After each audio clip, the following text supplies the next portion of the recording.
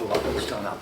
Okay, well, all these zoning ideas are about control. I think that's the first thing to understand, but they're sold to people as a combination of saving the planet through reducing CO2 and reducing pollution, which is kind of hold-all word for everything, anything bad, right? And when people start adopting them, different people will have different reasons, but they're all going to be against pollution, right? And in some of their minds it's CO2, others of them it's things like fumes from diesel. Okay. Now, the actual facts of these dangers are not anything to do or completely different from what people believe. For example, carbon dioxide is not a danger, it's the gas of life, and man-made climate change doesn't exist, and we'll talk about that as an issue in a minute.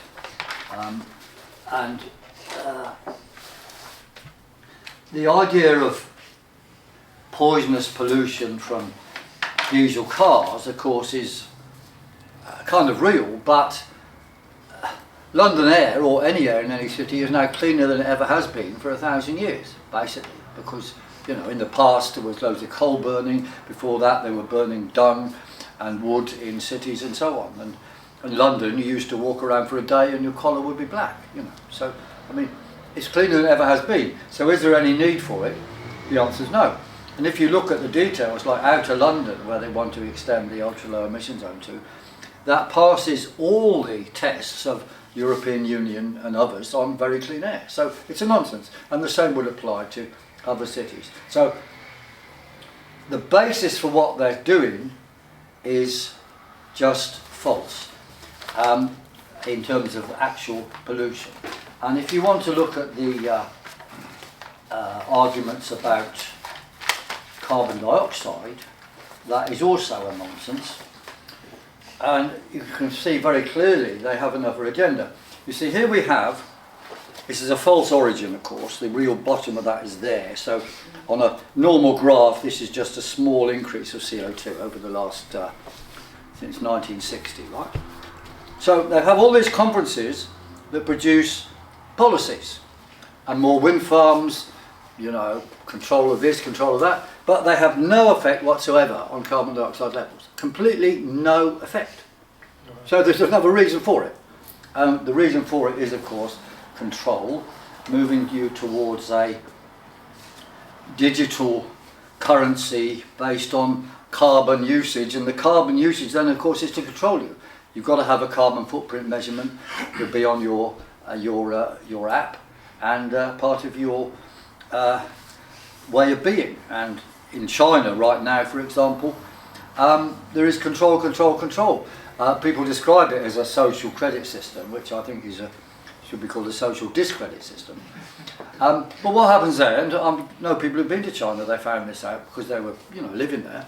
They walked down the street and they did something wrong, and I don't know, crossing a road or something, money's taken out of their account within 10 seconds because there's watching them. ID of their personage is taken away immediately. So our aim has to be to show people that the whole narrative is false, both the narratives, and the pollution one as well as the carbon one, and therefore people should not abide. And we'll come on to how to resist. But before we do that, just a few more things about the carbon dioxide thing. For the carbon dioxide, a lot of people now accept that carbon dioxide is not a problem, but there's quite a group who think that, well, it's a little problem. Actually, they believe it is a little problem. And I call those people lukewarmists. So they say to me, Piers, look, okay, there might be some effect, but it's not worth worrying about. Which is a fair argument, but of course, when the precautionary principle comes up from the other side, they say, well, just in case, let's do all these rules, right? So we have to show that the CO2 story is nonsense. And that is quite easily shown on this graph, which we could pass around, or if I hold up, say, passing it around the poster here,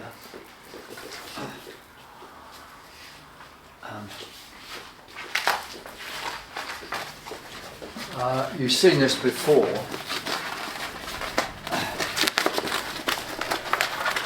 There you see that is the carbon dioxide, green, and that is the red is temperatures in the last 20,000 years measured from ice core isotope measurements. So the increases of carbon dioxide follow increases in temperature. Okay? So it's unarguable that CO2 levels are controlled by temperature. And when you argue this in Imperial College, which I did in front of the head of the department once, which greatly embarrassed her, she said, "Oh yes, Piers, that's true, but the extra CO2 at the end of all that causes extra warming." And then she said they were trying to recruit kids, you see. "Okay, children, you all know that, don't we? Let's move on." So all the children said, yes, let's move on. You know, because they want to be students there, you see. Anyway, what she said is not true, because look, here we have the temperatures, here we have the CO2. So if what she said was true, there'd be a sudden peak in temperatures after this, and there's not. So there's no evidence whatsoever for their theory. And you can see why it doesn't work anyway, because there's 50 times more CO2 dissolved in the oceans than there is in the air. So even if all the CO2 in the air went into the sea, it would make no difference. Or put another way, you take CO2 out of the air, or put it in the air, it will just go into the sea, depending on the temperature. So the sea is a great balancer of it, and the sea temperature is controlled by... Does it come out of the sea when it gets warmer? Yeah, there's a circulation pattern, which means that basically the warming now, not the warming, the extra CO2 now is actually a delayed effect of the medieval warm period, and that's to do with the circulation of the oceans, as explained in this. So that is a bit technical, but that's it. Now, we got a sort of grade 2 of the greenhouse effect, namely the scare stories about farms. Methane, you see, is a more dangerous greenhouse gas than carbon dioxide and also nitrous oxide. So therefore we've got to reduce farms, reduce cows, we've got to eat crickets and bats, or not bats, cockroaches instead of meat. Okay, because the fart from animals is dangerous. Well, this is completely untrue, but to understand this you have to accept that the greenhouse theory itself, i.e. an absorptive and emissive gas of infrared, does not cause any effect on climate. Now, it's not difficult to understand, but the public, of course, get bemused by this, which is why a lot of them go along with, eating bugs instead of meat. You see, their theory requires that heat in the upper atmosphere, due to a greenhouse gas, an infrared absorber and emitter, more of it up there will send more radiation downwards, therefore it'll make it warmer downwards. Okay, sounds alright. That's what they tell children in schools, children believe it. However, just look at it a bit more, the extra radiation from the same CO2 on the ground, same amount of extra, will send more radiation upwards. It's warmer down here than up there, so the radiation upwards is going to be more than radiation downwards. So it'll make a cooling. But they don't tell you that second half, they just talk about the first half. Now, climate scientists, who actually call themselves climate scientists, know this. They know it is nonsense. And, we were at the Russian Academy of Sciences where some number of us pointed this out, some in 2004. They know it's nonsense. And actually they have another theory, which is a bit more subtle and explained in here. But to explain this to people is a bit difficult, but I'll do it in one sentence just to help you understand, but you can read more about it on here. Basically, what it says is that here's the atmosphere, there's the ground, here's the top of the atmosphere, if you like. Top of the atmosphere is where radiation can escape into space. If you're here, infrared radiation will only go up 25 metres and it's absorbed by something else. So there's no way radiation on the ground actually reaches the top anyway, it goes up in stages, right? But at the top, where there's not much infrared absorber outside, it'll escape. So they say, well, okay, if there's more infrared absorber around, and it could be nitrous oxide, it could be could be carbon dioxide, the level at which things escape goes up. Okay, that is logical. Therefore, the upper atmosphere level height of it is higher. There's a lapse rate of temperature as you go down, so it gets colder as you go down. Sorry, warmer as you go down. So you've got to fall from a certain distant height there, where the temperature is in equilibrium with the sun, down a greater distance, so it'll be warmer on the ground. Well, okay, that's true. So that's their theory. However, I said, well, actually, that's not adequate, because what happens at the upper level, think of this as temperature now, it goes up and down. The more CO2 or nitrous oxide or methane or water vapour there, it'll go up and down more. If it goes up and down more, the radiation outwards will become greater, because the radiation goes as the fourth power of the temperature. So if the oscillation is bigger, then the fourth power of the, I know this sounds difficult, the average of the fourth powers is bigger than the fourth power of the average. Okay, so take 1, 2 and 3. 1 to the fourth plus 3 to the fourth is 1 plus 81, which is 82. Half of that is 41. Okay. 2 to the fourth is 16. Okay, well that's less than 41. So you can see that the fluctuations, which are going to be bigger under their theory, would cause a little cooling maybe. So I said, well, because they had this theory there's going to be a cold spot, a hot spot at the upper atmosphere due to extra CO2 going in the decade from, or 20 years from 20, it's on one of these graphs somewhere, 2000 to whatever, 2020 or perhaps it was 10 years, I can't remember. And they looked for the hot spot, it wasn't there. It was a cold spot. So I was right, but then they just said, well, Piers, they read the figures, the measurements must be wrong. So they just want to change the data. That's all they wanted to do. Yes, it's that. That picture there is what should have happened, and this is what did happen. And you can actually see on there. Now it's very technical to argue with people. I think you'll agree. So you can't do that easily. But I think the crucial thing to say is, put very simply, their theory requires heat to move from a colder area to a warmer area, which is against the second law of thermodynamics. So this greenhouse theory of any gas which emits and absorbs radiation better doesn't work. It will not cause a warming, because you can't have heat moving from a cold area to a warmer area. And as I said, they know this is true, but they don't want to talk about that. So it also means, you see, that the nitrous oxide, methane, whatever, however dangerous one of these greenhouse gases is, it won't do anything. So, okay, there's a lot there, I suppose. All right, now, good job I haven't got a watch, so I don't know how late we are. But I think you've been talking about 15 minutes, please. Okay, I'll do a few more minutes just on what to do. Right, as I said, always that getting councils to agree something won't be enough, but we do have to attack the councils specifically and ask the question, if you knew the CO2 story was nonsense, would you do these policies? And mostly the councils say, well, no, we wouldn't, but of course it's all true, isn't it, Piers? And we say, okay, you think so, let's have a debate.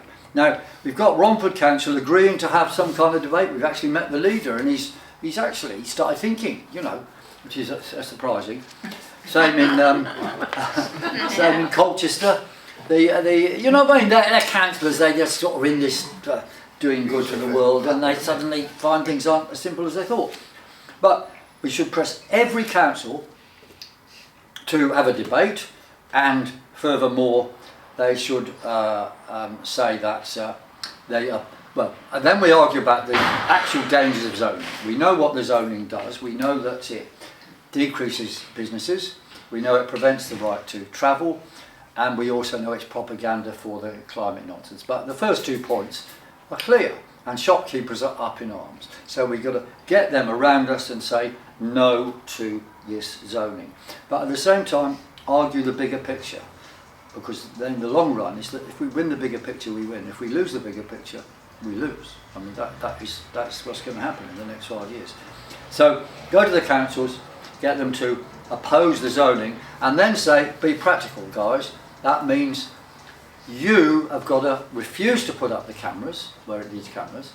You've got to take down the cameras, and furthermore, you have to do that for all the cameras, the LTNs and the clean air zones. All of them have to be opposed. LTNs, clean air zones, or low emission zones, or ULEZ. It's all the same thing.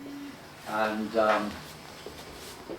the 15 minutes. The LTNs are really the precursors of the 15-minute ghettos. That's what I think. Best to don't describe them as ghettos. Don't go on about cities. Ghettos. We've got to use our own. We should have a whole workshop on propaganda, I think, actually. So they've got to oppose those things. All right, and then take down the cameras. And we have to be practical. So we say where they've got restriction on driving, drive at will and do not pay. Right? And I've got a stack of letters from ULEZ, which is now that high, of demands and demands and demands, and I owe £43,000 plus they've taken my car, another £20,000 for taking the car and putting it somewhere. So they want me to pay £61,000. £61,000. Yeah, I'm not going to pay anything. But what I'm going to do is buy the car back at an auction, and it's only worth about 200 because I've got the keys, and it costs you 300 quid to get those keys cut anyway, with the pair of chips in them. So we'll probably be able to get the car back and drive at will and continue not to pay. But they're only taking my car because it's us, it's a political statement. They don't normally take any car worth less than £2,000. It's just not worth the collectors doing it. So if you've got a low value car, just carry on. They're going to send you loads of paper. If there is a legal case, and we got phoned up by somebody who got clamped, you know, there's ways out it. One is you just take the clamp off. I mean, but whatever, we have to resist practically. And the second thing is, the council will not take down the cameras, or some of them will. Some of them won't put them up, of course. Take them down ourselves. Now, a lot of parts of the country, people have taken down cameras in large numbers, and I've seen pictures of it, and I'm really impressed. I like to applaud them on TV. I mean, you know, there was one case, no, I don't think she's identifiable from this. Middle-class Italian woman came up to me and described that she'd got her stepladder, climbed up, taken down the camera herself. You know what I mean? Now, you know, imagine her walking around. The police are not going to suspect this woman. You know what I mean? So anybody can do the stuff, and you know, ordinary people of all sorts are doing it. And if we take down those cameras, they cannot carry out their plans. And these cameras, I think is completely correct, what Emily and others and Jonathan said, they're part of building a massive infrastructure of control. So really, this stuff is a cover for infrastructure control. Okay, I better stop there and get contributions, and then see what you think the key issues we should do are. I mean, I think drive at will and do not pay and take down cameras is the most important thing, and of course support a net zero march or something which can raise all the issues about zoning as a sort of central point. Okay, so over to you. When you say cameras, do you mean those ones on top of the lampposts? Yes. Are they well, no, there's different types of cameras. I would say take down all cameras. The ULEZ cameras, though, look like these, sort of like this. They're quite... usually dark blue. yeah, they're very dystopian looking, actually. Yeah. So one of these is infrared, and one of these is actually a light thing. Have we not got them? Yes, we have, Jenny, yeah. You'll see them on the lamppost. They're attaching them to lampposts about 4 metres up. Yeah, on the side. To the top. Not on the top, it's on the side, about 4 metres high. There's other cameras around as well, of course, and I would say take them all down. You don't bother to ask a policeman, excuse me, which camera is this, we'll take it down, okay. I think it would be interesting to know, I know Sue alluded to the point, we said who's doing the review. I think it would be really good to know at what point pressure came to bear on Manchester, and why they responded to that pressure and how it was communicated to them in order to even get them to step back from that.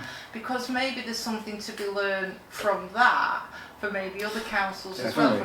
Well, we should ask somebody in Manchester, anybody who can who can know that. Yeah, But I would say, knowing the history of these councils and people like Andy Burnham, they believe their own propaganda, right? So they believed that people had said yes to cleaner air, so they'd agree with the measures, and they were like, duh, completely taken aback. And they had to then start relying on their own things. Say, okay, we give up. Another example is in Birmingham, where they went ahead with a clean air zone, and people are just not paying. And huge numbers are not paying, so they've given up. In London, of course, that is similar. 1/3 of ULEZ charges have not been responded to. Now, some of those are people who've given up, just got rid of their cars. But a lot of them are probably a bit like me, but much smaller amounts. So, could they operate the ULEZ though on, say, 2/3 or half the population paying? Well, they probably could. They can still get money out of people, you know what I mean? Will they succeed in chasing the others? No, they can't, because they can't have 1 million court cases. No. And they're avoiding having a court case with me. Because, we're saying the whole process is illegal, and we wrote to Sadiq Khan saying that, no reply. We visited Northampton County Court that issues all these ULEZ fines, all the CPNs for the whole country, goes through Northampton County Court. So he went there and said, can we go to the public gallery, please? Oh, there's no public gallery. There's no court there. There's not a court. There's not a judge. There's nothing. It's a computer, a machine, pumping out these things. And that must be illegal. And my solicitor says, well, Piers, there has to be a Corbyn versus Regina to decide to take away your car. But there isn't. So, It's an office, isn't it, with a computer, that's it. That's it. Judges, no solicitors, nothing. Nothing. So the whole thing is illegal, we think. Now, if we have a court case and a High Court judge agrees it's illegal, then everybody who's been charged a penalty, a PCN, in the last 6 years, because it's usually 6 years these things last, Can you reverse could have their that money and back. take them to court? I know you say Well, we're avoiding the court case. Yeah. Is there an option? Well, I think we'll have to, yeah. After I've got my car back, we'll think about that. How much do you owe then in fines now? They say the fines I owe are £43,000. Yeah. Because it's a fine on a fine on a fine. And then there's £20,000 added on as 7.5% of the amount I owed over 15,000. And so it goes on, and that's to pay for the lorry to travel from Waltham Abbey to my flat and take the car away. Which is insane. So at what point did they decide to take the car? Because I hadn't responded. But you see, they should have given me a last chance. They should have knocked on the door and said, £61,000, 61,000, or we'll take the car. But they didn't do that. They just took the car, shoved a letter through the door and drove away. Because had they knocked on the door, I would have gone down and sat in the car. And then they can't put a car, which is something on it, on the back of a lorry. So, and the police probably wouldn't have helped them. Well, they might have. But then there'd be an issue, what are the police doing on this civil matter, Well, that's what I mean, it's a civil matter, it's not a criminal. No. Well, But there's another court, like Birmingham Magistrates, they issue job lots of warrants as well. Really? For other things. there are other things, yeah. But all the Birmingham ULEZ or COZs come through Northampton, presumably. Question. I thought I learned about a week or two ago that Stockport have a grant of £1 billion to implement this one Stockport project. Really? Yeah. Wow. So, I mean, I don't... There's big money. Yeah, How it much is. was It's that that they're for? getting a lot of money, aren't they, the councils, to They're bring getting out a all this huge stuff. amount of money, and my question would be, if that's causing them just to rubber stamp every request from government, are they then going to fear that turning down any camera installations will mean losing that money? Yeah, I'm sure they would Is feel. it a really big lever that's very hard? Can you say more, Steve? Yeah, no, I just know that they did invest £1 billion in the transport hub down at the bottom. You'll actually pass that on the way. If you go to the social piers, Okay. we're going down the A6 and you'll pass it, you'll see it on your left. I think this is the hub of what's going to be Stockport Smart City. They've got a massive transport exchange. They've got a couple of acres of green space on top of that, so that's like how they're selling it. But you've got a huge tower block, which is going to be all residential spaces, and then you've got retail spaces underneath. Yeah. Well, we have to attack all of that as well, and there's so much to attack, isn't there? I mean, of course, getting people to understand, look, if they get away with net zero, then it's no flying, no holidays. You know, that's what it actually means. And you know, Sandy Adams did an amazing. I don't know if you saw Sandy Adams' film in Glastonbury, but the story behind that is completely unbelievable. What happened? She was originally going to just give a little tiny thing, and people who'd spoken to her before said the stuff anyway, and she was only meant to have 3 minutes. So she just said, "Oh fuck it, I'm just going to tell them what I think," and she just raged, and it was brilliant. And they were so taken aback, they just let her carry on. But because of their rules, the council puts out on live stream everything that happens in the chamber. So it went round the world, just like that. But only because of a kind of mistake. It's really, really kind of weird. But she did it so well. Has anybody used the stealth plates? I've seen there's been some suggestion that there are some stealth plates that are supposed to not be able to be read by cameras. And I know it's not a direct action, but it's certainly an avoidance of being detected, but I don't know anybody who could testify to whether they work or not. They used to sell them for motorbikes when I was a biker years ago, but they didn't work when the Gatso camera flashed. They work when the person that's selling them had a flash camera in the shop or at the motorcycle fair, and they were taking pictures and it blanked it out on that camera. Right. But from reports of people that had them, when the Gatso roadside camera flashed, it still got them. I see. Yes. And of course you couldn't sue them in court for selling you something that didn't work. It was illegal anyway.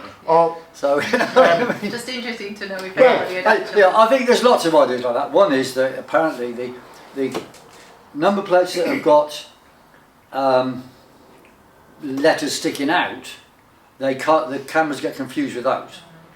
So taxis have been putting on those type of things to not pay when they can deliver people to Heathrow Airport.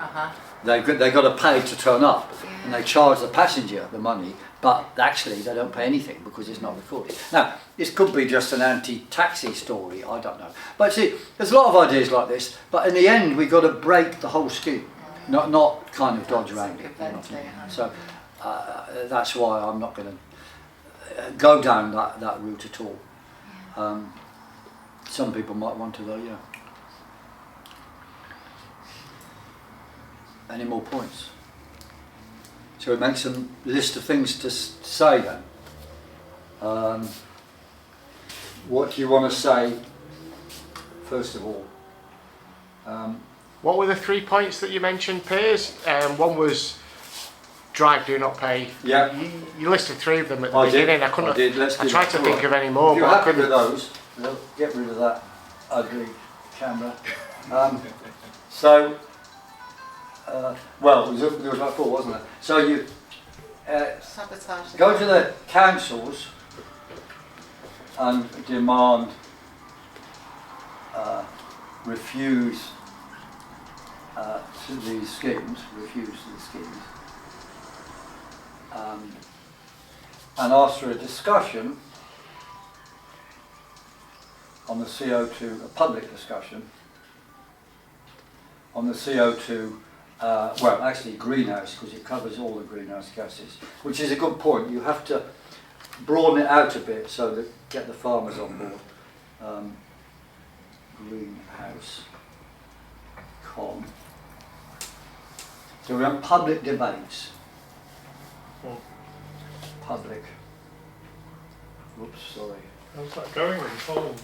They're really protesting in Holland. Well, we demonstrated outside the Dutch embassy. Yeah. Not many of us, but you know they. But there's all took these notice. cameras. Oh, they've been massive things. The whole, convoys of lorries going around Holland, and Holland's a tiny country. They can close the country in a day. Then they go back to work. Are they getting through to people? Well, the government's still going ahead, but in the end, I think they can win there. I mean, I think internationally, it's a world thing.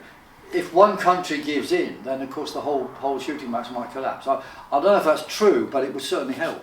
I mean, if Holland gives in to all of this, in other words, we win, then of course other countries in Europe can say, well, what the fuck? Let's do the same.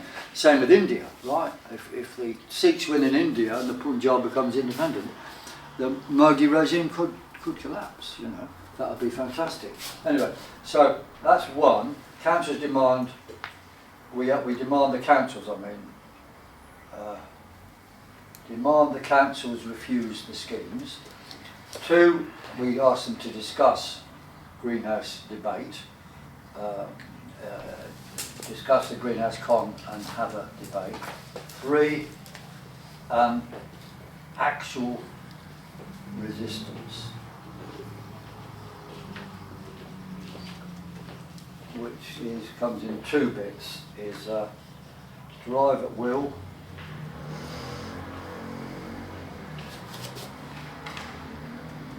and do not pay, and take down the cameras. So when we say take down the cameras, people start saying, oh, but you're telling people to break the law. Well, depends how you say it. Take down the cameras could mean the council must take down the cameras, can't it? And it does mean the council should take down the cameras, but it means we should as well. Who in the scientific community is on our side? Well, there are thousands of scientists on our side, and I've been to big conferences around the world.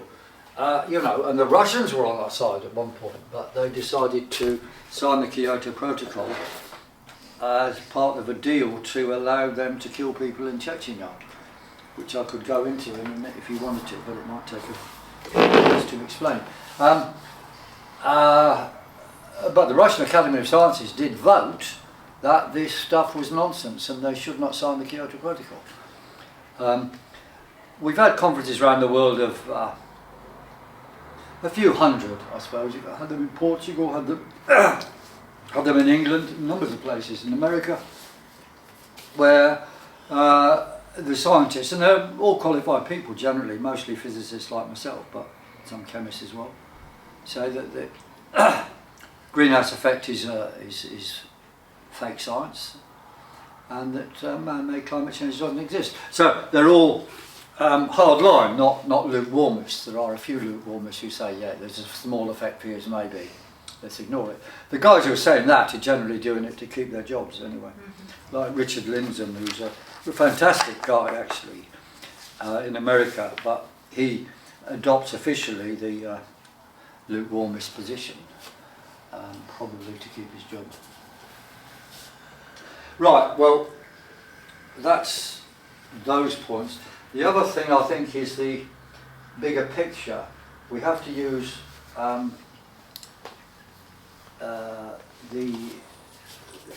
no net zero, you see, because the net zero itself covers quite a few things, as we say on here. I'll just read them through. Stop the climate con, carbon tax, all the zonings, or the 15-minute ghettos, and then eating bugs, of course, is part of it. We don't want to be forced to eat bugs. Energy proficiency certificates in buildings, and that is really important. Because anyone who wants to sell a house now, they've got to go with an energy proficiency certificate. They're told they failed, house value goes straight down. So the effect of all these things is that house values go down unless you've spent enough money to get your certificate. And it means demolition of old properties and building smart cities instead. Little tiny things with, living in boxes with whatever, run by electricity and so forth. Carbon footprint mass surveillance. So the Stop Net Zero issue does lead straight on to the surveillance and the CBDC. And, well, that's about it, yeah. Climate alarm religion, it's not to control climate, it's to control you. So let's just put a bigger picture there. Sorry, my writing's not very good today.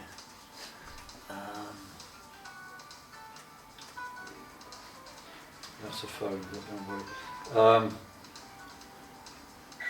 Stop Net Zero. Well, I think we should recommend that the next national march has to be something like Stop Net Zero, because I think now we can get a lot of people behind it. There are more and more stuff on the internet, especially after Sandy Adams did that stuff, where people are suddenly realising that by 2020, is it 2025? I'm not sure what date they put on for ending flights. They also apparently said ending ships. Now that is just crazy, but you know, it would mean we'd have to be self-reliant on food in this country, which either means producing more or people dying off, one or the other. But you see, combined with that, they're having this rewilding project where they're getting rid of farmland, you know, which is insane. I mean, why get rid of farmland? It is seriously insane. And just to give you a little of information on this, are you trying to make us... 2 minutes, Piers. 2 minutes, okay. Right, so what should we do? Right, I'll just tell you this in 10 seconds. Diagram here on the total carbon biomass, carbon in biomass. This is all the carbon in biomass.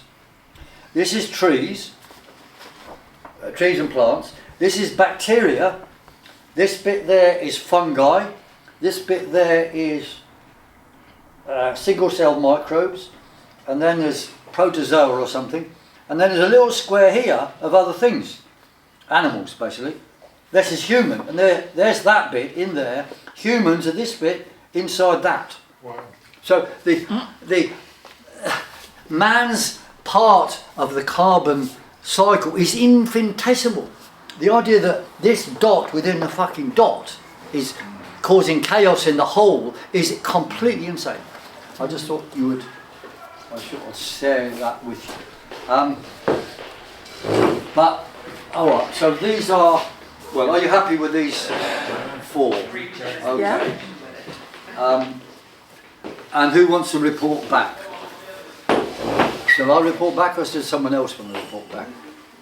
You do it, you can explain it. Alright, okay, I'll do it. But if you want to add, please do add things to it. Especially like the thing about what the fuck happened in Manchester and so forth. Whether there's net zero data coming, is it the UK fires report or is there something else? It's got 2025.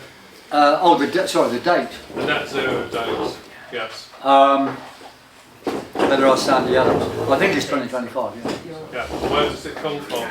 There's a UK fires report that seems to talk about 2050. Oh, I see. There's numbers of them, aren't there? Yeah. Don't know. Yeah, I'd just like to look at I it. thought No, it we was should look at that. 2050 actually. Are you sure I it's thought- 2050? Yeah, that one. But you're right about the flying. That's 2025. They're Got going- it. So There there's are only different going steps. to be 2 airports, they say. That's right. I thought it was 2 2030. years on. Well, they may have changed All right. it, but Well, that's initially. Let's yeah. find out. So Manchester Airport is going to be closed on this day. No more holidays in the Canaries. Or whatever. You know what I mean? Yeah, you yeah. just try and find the dates. Stop net zero, and this includes so there's flying, etc.